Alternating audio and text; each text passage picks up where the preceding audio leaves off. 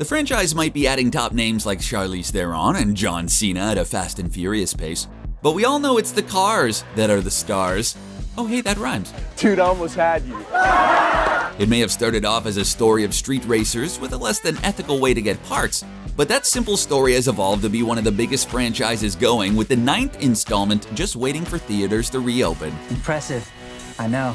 Until then, let's look at some of the craziest cars so far.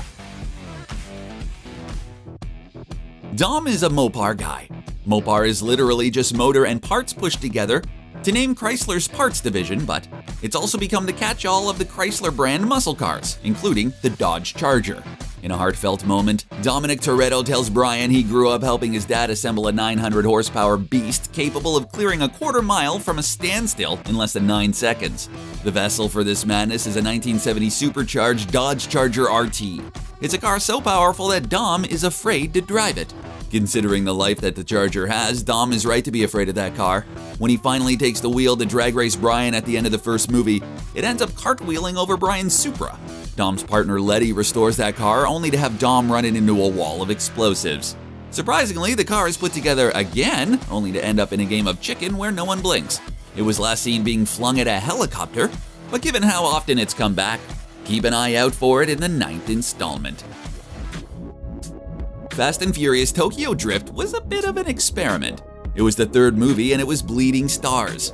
Vin Diesel had skipped the 2nd installment and Paul Walker didn't make the 3rd, so Tokyo Drift was meant to turn the Fast and Furious brand into an anthology, telling unconnected stories of street racing across the world, in this case the world of drifting in Japan. The last-second ad and a bribe with a custom-made Plymouth Roadrunner led to the cameo by Dom at the end that ended up connecting the films back together. In the meantime, the film revolved around an American street racer, Sean Boswell, who's sent to live with his dad in Japan after a crack-up stateside. There he learns the art of drifting, a style favored by Japanese street racers, emulating Japanese racing legend Kunimitsu Takahashi, who would slide through turns to maintain speed. To drive this East meets West storyline, to face Sean's final challenge, a 1967 Mustang GT gets the engine from Japanese premier performance car, a Nissan Skyline. The JDM, or Japanese Domestic Market Swap, is a nice nod to the combination of racing cultures that make up the basis for the franchise.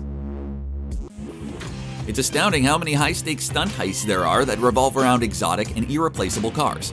Like in Fast 5, when a man named ZZ hires them to steal back cars seized by the DEA, with particular interest in one of them, a Ford GT40. Trying to figure out why that car is so important, Mia Toretto takes off with it, resulting in another rare homologation special, this time a Corvette Grand Sport, being hurled into a river, as well as even more shenanigans. It turns out that ZZ has the hidden location to over $100 million in the former Ford racer. It might have seemed odd at the time for some people, but thanks to the last year's blockbuster Ford vs. Ferrari, they might know a bit more about the car. Ford commissioned the GT40 to take on Ferrari at the 24 Hours of Le Mans, an endurance race held in the south of France. A team of Lola and Ford engineers worked to get the car up to speed, but it was a chicken farmer from Texas named Carroll Shelby that ended Ferrari's reign at Le Mans forever and won 4 years in a row. With all that car heisting going on, the family's bound to make some enemies.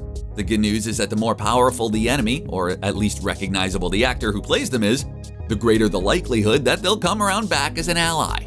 The Rock's Hobbs started off chasing the crew, now he runs with them.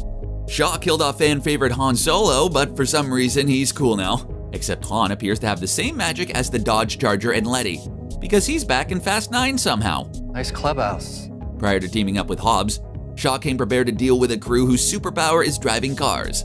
Just like La Machine charged the world of robot fighting, by just being a wedge that flipped bots over, Shaw made an open-wheel car that was essentially a ramp that he ran straight at his opponents to flip them over. Sometimes the simplest solution is the best one. Unlike most of the cars in the Fast and Furious franchise, the ramp car isn't built on an existing car, but a tube frame custom built from the ground up. If there is a line for the Fast and Furious franchise, it would be between the first 4 movies that still had street racing at its core, and the remaining movies that switched focus into high-octane stunts and heists. Deep in that racing, grounding the first movie had a moment that might have seemed confusing to some. When Brian brings the car that will become the 10-second car that Brian owes Dom, it's a worse-for-wear 1996 Toyota Supra. What sells Dom is what's under the hood. Pop the hood? Pop the hood. but they don't explain why that's so exciting. For the import racing fan though, Brian had revealed the Grail. The Mark IV Supra was powered by Toyota's J2Z GTE engine. The J2Z is a durable engine that Toyota used in a few cars, but the GTE capitalized on the J2Z's bulletproof nature to add a pair of turbos, which was pretty impressive to begin with. What makes it a hot rodding legend, however, is how much more it can take. Without any work, the engine can handle up to 800 horsepower. That's what a NASCAR car has. With a little work, some tuners have gotten even more, so you can see why they were excited. If Dom is the domestic type with a thing for Mopar, Brian is the import type with a thing for Skylines. In the US, the Skyline is known as the GTR, and while we've only recently been introduced, Nissan has been making the Skyline for decades. The Skyline has been called Japan's Corvette. The Corvette competes with the world's sports cars in a distinctly American way, with a throbbing V8. The Skyline does it the Japanese way, with technology. Just like Dom's ever-resilient Dodge Charger, Brian's Skyline makes multiple appearances. Brian got his Skyline bug in Too Fast, Too Furious when he bought a pair to infiltrate the racing scene in Florida. When he needed a drug-smuggling race-winning car in the fourth installment, Fast and Furious with the The naming of these movies is just… Anyway, Brian returned to the R34, buying a few and piecing together one with the best parts. The film crew did the same thing, taking two-wheel drive models and dressing them up so that the cars could do burnouts. Brian is seen driving other Skylines, old and new, throughout the franchise, linking him to the Skyline the way Dom is to the Charger. Speaking of Dom and Chargers, as the series has progressed, not only have the stunts gotten more elaborate, but the builds have as well. Even in the first movie, the 3 Honda Civics were specially modified for the task of hijacking trucks. Those custom jobs just got more and more elaborate. Enter Fast 8 and the Ice Charger. Of course, the team finds themselves having to take on a submarine because hey, why not?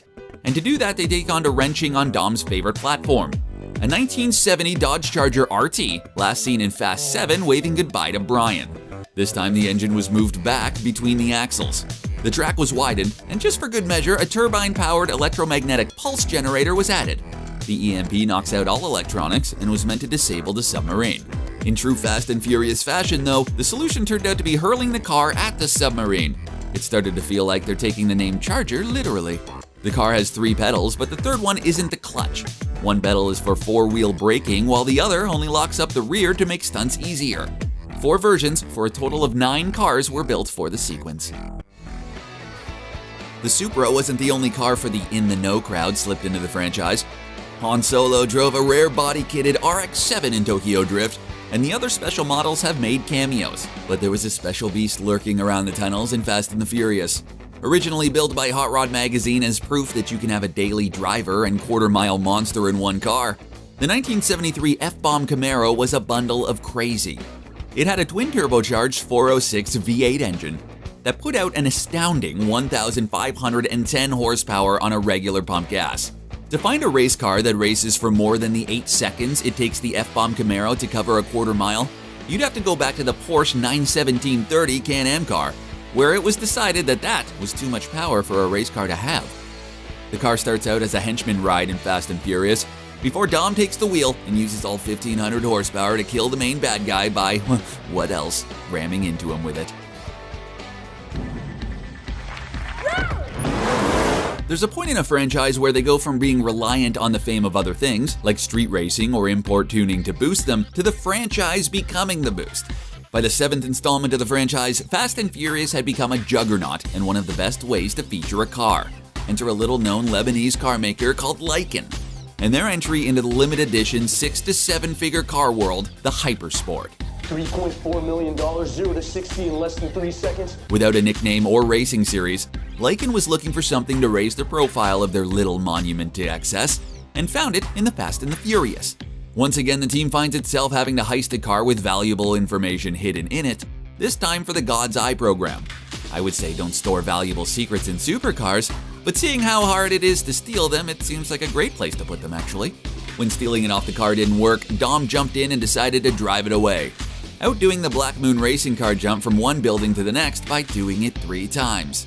That's right, Linda Hamilton and Tommy Lee Jones were Fast and Furiousing before it was cool. The events that set them on the path to be on the wrong side of Deckard Shaw was going up against Owen Shaw, his brother. If there's one thing we've learned from the Fast and Furious franchise, is that family is more important than anything. Owen Shaw popped up as the bad guy in the 6th movie in the franchise, meaning that things needed to be stepped up 5 times at least. To do that, Owen Shaw brought a tank. Need to take on a team of precision drivers? Use a tank. That caused no small amount of jealousy amongst the team. For the 8th movie, they went and got themselves a tank. A Fast and Furious tank. The Ripsaw is the product of How and How. And unlike the big heavy tanks we're used to, it's a lightweight tracked vehicle that is capable of 100 miles an hour. The Ripsaw is part of an autonomous vehicle project for the military, as well as being something you can buy if you're really, really, really well off. So save those pennies, folks. They go for about $1 million. Unlike most of the cars in Fast and Furious, there wasn't a whole lot of preparation needed for the Ripsaw, as it was designed to take on the most ridiculous things people could throw at it. It's a stunt coordinator's dream.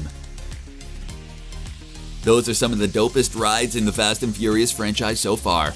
With so many, there are tons not on the list. What's your favorite? Are you JDM or American Muscle? Let us know in the comments, and while you're there, why not subscribe to CBR for more of the latest videos in your inbox? And we don't even have to destroy any chargers to make one, huh?